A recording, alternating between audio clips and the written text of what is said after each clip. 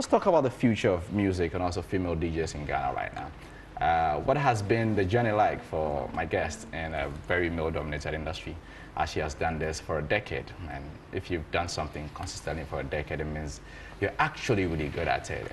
Please welcome to our show for the first time, back-to-back Female DJ of the Year at the Ghana DJ Awards, and also internationally acclaimed rockstar, superstar DJ, one of my oldest friends in the industry. Please welcome to our show, DJ Kess. Hey, how are you? I'm good, Charlie. It's good to see you. Yep, it doesn't even feel like an interview because you've been running away from me for a long time. No, you run away. Since I came back, you've been like... You run away because we're here, we're doing our thing. Like, we're trying to... you're a Niger boy now and making all the money and all that. Interesting. Oh, you know, that's what you heard? That's what I saw. I didn't hear it. I saw it. Interesting. So you started DJing at Archbishop Porter Girls. Yeah, I mean the school DJ. Yeah, by accident. Let me say it was by accident. Yeah. We bought new machines. We were supposed to use it. It was a girls' school, so most of the girls are like, oh, we can't use it. Like, okay, let me try it. So that night it went really well. Oh, okay. And then after that, I was like, okay, let me just take this on. Oh, so this was how you started DJing? Yeah, and you never planned to become a DJ? I learned on the job. Like every night, I would just try a new button. Every night, I would just try something new. And I loved radio then, like when I was back in Takrady. I would listen to Sky FM and listen to their chat shows and always playing music. Like my house is always noisy when I'm home. When I go back to school, they pack all their system. So it's only when I'm home that there's music. So I've always loved music. So before you accidentally DJed in school, what were your dreams? What did you want to become? When I was really, really young, I thought I was going to be an air hostess, like a flight attendant. Guess on a flight. I know. Then I think GSS, I thought I was going to be either an architect or contractor. I've always wanted those practical jobs. Okay. I knew I was not going to sit in the office with a pen and no. Yeah, I always wanted those practical jobs.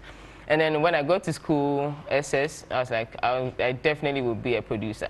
Like a music producer, yeah. Just every sound engineer, music producing, like, yeah. You've been listening to Ghanaian music for a really long time. Yeah, back in Takrady, that was because it was difficult getting foreign music. I mean, local songs, you can get the cassettes and the CDs, but foreign music, you have to go to the cafe. You're like a real OG DJ now. Yeah, so I mean, I've always loved Ghanaian music. You're a real OG DJ, and you're one of the people who took the forefront in putting Ghanaian music on. Yeah. Where we are right now, how does that make you feel? Are you happy about it? I'm really happy about it, especially like coming from a radio station. When we started, it was more of the foreign songs. Like YFM started like foreign songs a lot. So now we hardly even play a lot of foreign music. Now it's like Afrobeat, a lot of Ghanaian music, and it's really inspiring to know that it's happening. Like, you and YFM credited for making a lot of local stars and putting a lot of people on. At the point where you people came out in a very revolutionary style. Yeah. Put Ghanaian artists on, made them hits. Always playing their music, pushing them, putting them on stage. We do our small shows, they'll come on, and everybody's a star. I can't remember. Yeah, everybody's a star now. Everybody's a star now. Do you feel like your station gets the credit and people like you get the credit that you deserve for everything you've done for the industry? Yeah, we do once a while, we do, but we have to blow our own horns. Like, you don't expect another radio station to give you that credit. So, yeah, we do get it. I think we do get it. I think as of about 7 to 10 years ago, we didn't have any real female DJs apart from you. When I started, it was... In the whole of the industry, it was just like DJ Kess. Yeah. Do you think you being a female really contributed to you blowing up really quickly? No, I think it was me just pushing it. Because when I started, it was just me, and they didn't even believe it. Like, who is that? It's a DJ. Oh, okay, DJ let her play the last bit of it. And then I'll play the last bit of it, and the next time it's like, okay, let her start. Because it was good. And I had to show that I wanted to do it. Because if the next time I don't show up, nobody was going to call me and say, you know what, do it. Yeah, okay. I had to push myself to this level. So. Male-dominated DJing industry, obviously. And you've been in for 10 years or even more. More than 10. How have you been treated? Have you been treated fairly over the last decade? I would say, yeah, it's been good. It's been, especially out of Ghana, it's been really good. Out of Ghana, I get that respect. You get the same checks as male DJs here in Ghana? Yeah. I had to push for that. You have to push for it. Like, you had to know your value. Like, you had to let them know that this is my value and that's what I'm sticking to. So. Absolutely. The recent wave of some female DJs, some of which are my friends as well. Yeah, I mean my friends as well. Yeah. do you credit yourself for this new wave of female DJs who are, you know, playing in the clubs now and are respected for their craft. You see yourself as somebody who opened the frontiers for female DJs in our country. Yeah, most of the time, and other times I get reminded that you started this thing, like, because those days in the club, like 10, 11 years ago, I was just 19, like trying to go to the club every night, and I was so shy, I was so scared, like you.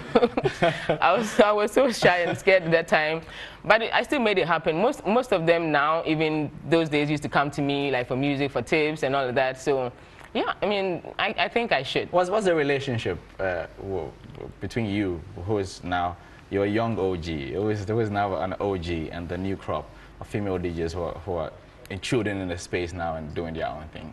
I have a very good relationship with most of them. I mean, I'm friends with most of them because we meet at events and we talk, and I work with some of them. So yeah, I have a very good relationship, and I'm so happy that they're all coming out. Like, they didn't stay back and make me do this alone. So, and I'm so happy even about DJ Switch. Now. Like, even about DJ Switch. Like, yeah, she makes me anytime I see anytime I see her, it's like she makes me so happy. Like, she's really pushing it and she loves the job, and like I wish at her age I started it, but she's making a lot of international strides. I mean, some of which you have too. When you started DJing outside the country, for instance, at the Big Brother house, maybe at a festival in Benin, how was the feeling for you? Did you feel that, oh, I'm on now, it's legit, I'm a rock star?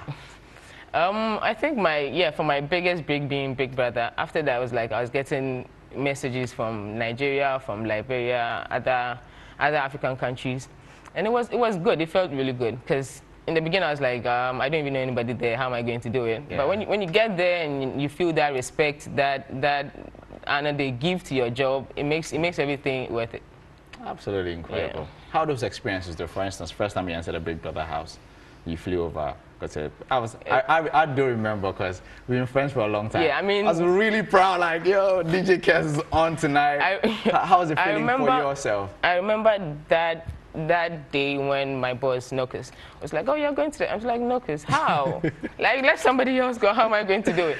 But I knew he knew that I could do it. That's why he chose me to go. So I was like, okay, I'll do it. And I was happy social media wasn't even as huge then, because even then that there was social media, everybody's like, we're doubting, like people were doubting, is she going to do it, blah, blah, blah, blah. And I was so nervous. But I got there. The guys were really good. They were receptive. I started, I didn't even know the 2 hours was over. Like, by the time I realized you said, oh, you're done, I was like, oh, I'm not even done. Just warming up. I was just about to, but just warming up everybody loved it. I got a lot of emails. I think after that, I went to Liberia like 3-4 times. I went to Nigeria to do the Coca-Cola at the stadium. I went to Cote d'Ivoire. I went to Benin and other African countries. Like, really proud of you personally. It's been awesome. Like, but have you been compensated well enough? I mean, in the last 10 years for what you do? Yeah. I mean, I think I have. I mean, I still would want more. I mean, but yeah, I have. It's been a journey that I would want to do it again. Probably not really change a lot of things, but yeah, I'll definitely choose DJ. To be a DJ again. Yeah. That you're delving into being like a producer, like a real music producer. Why is it a great step in your opinion? Yeah, I felt like I've been DJing for over 10 years, and I just want to do something new. I mean, it gets stale at some point. Like, yeah, it does. So now I want to take more time to do the sound engineering, do music production, and produce songs for people. Yeah, and stuff. Help the new guys, because I still love music. Like, still help the new guys to do what they want to do best, whilst I also like do what I want. So in the near future, you want to produce a lot of music. You want to be like a Diplo, a VG type, sell out a crowd. Yeah, I mean, I want to be like Guilty Beats. I want to be like Kill Beats. I want to be like all these guys. And I mean, I'm almost there, but yeah. You're almost there. Interesting. Interesting.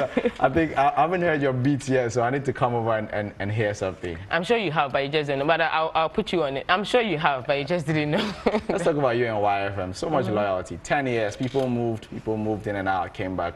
You've been steadfast, stuck with the brand. Why this undying loyalty for Y 107.9? Probably because the family thing. Yeah. So yeah, that's probably the main reason. And YFM it's a very good place to be. Like most of the guys even go and come back. So that's how you know it's a very good place to be. But it's a family thing, and I would want to be where you are accepted. Do you get? Because I don't know what's happening in other places. So as far as it's good there, you'd have to stay there. What's the relationship between you and someone like Joel or Lins or Caroline? How is this? Is this a real family for real? They are like family. Now, I've known Joel since, I've known Caroline since I started. I mean, she's like a big sister now. Are you going to create platforms to, you know, maybe mentor young female DJs who are coming up? Or maybe teach them a few things? Even with the sound engineer thing, the music production, I think I would want to work with more female artists. You get, like, instead of, because we have a lot of male artists, like there are a lot, but we need more female who would feel comfortable with what they're doing. Because most of the time the complaints are, they go to you and I think that they'll be hitting on you, all the tiny things that they experience. Is that really still a struggle in the industry? It's definitely, men will always be men. It's always going to be a struggle. that's a big blanket. Men will be men. So it's always going to be a struggle. But I mean, I went through it. Did you go through any of that stuff? A lot of it, like a lot of it. Still? You know your way around it now. Like now I know my way around, but then it was a huge thing. Like I would cancel a show because I mean, someone wants a different arrangement, so you just have to cancel it. But everybody, all the female artists, most of them go through it, if not all. Most of them go through it. Is a part of your struggle as a female in the industry, like trying to get booked and people trying to maybe have something else to do. It's a struggle, yeah. Does this contribute to how you wanted to look, your style, just fitting with the guys? No, I think my style has always been like this. Even back in Takrady, back in school, JSS, everybody knew me like this. So it was never to put anyone off? No, I've always been like this. And clearly, your style as t-shirts, sneakers, the tomboy thing didn't put people off also. No, it didn't. It didn't. It didn't at all. You're like, we might as well just get it. It didn't do anything. It didn't do anything. It didn't. But I've always been like this. Like everybody who knew me then knew me like this. Like I've always been. Who is your favorite artist in the industry right now? Ooh, that's a very tough question because I like all of them. Okay, give me 3 that you really like. Right, I might even miss it. Probably text you later. Oh, I missed this person. But well, we are live, so yeah. What you say is what you say. In Ghana right now, I will say Amare. Yeah, great girl. Yeah, I love Amare. I love her sound. Girl. Yeah, La Même Gang. Oh, I think it's a collective of like dope talent, so it's good. And who else? AI. Good stuff. I love his voice. I noticed you mentioned a lot of new school, new wave artists. Has the music changed? It has changed and it's still changing. And I think that's the good thing about music. The fact that we are not stuck on one sound for a long time. Like the music last 10 years is definitely not the same as now, and that's the good thing. Like it makes you want to wake up and do more. Because imagine if we were still listening to the same thing, you wouldn't want to do it. Those names you mentioned are parts of the new wave. You know, they're bringing a whole new sound. Is there parts of the music industry that's disconnected, or not even realizing that there's a new sound coming and they are stuck on the old side? I think some of the artists, especially the old ones, just want to believe, oh, that's my style and I'm not changing it. But you have to understand it. We are not saying change and do something that you have to put in your style. You have to put in your style and let it fit what's happening now, because the world is moving and you have to move with it. So if you're going to be stuck on your old sound, you probably would get lost in all that's happening. So that's true too. So let me get some female power going on in the house right now. Jackie comes on Neon Season, DJ Kess, Ghana's most evergreen. I was trying to see if I had some neon, but I don't. We can always blur this.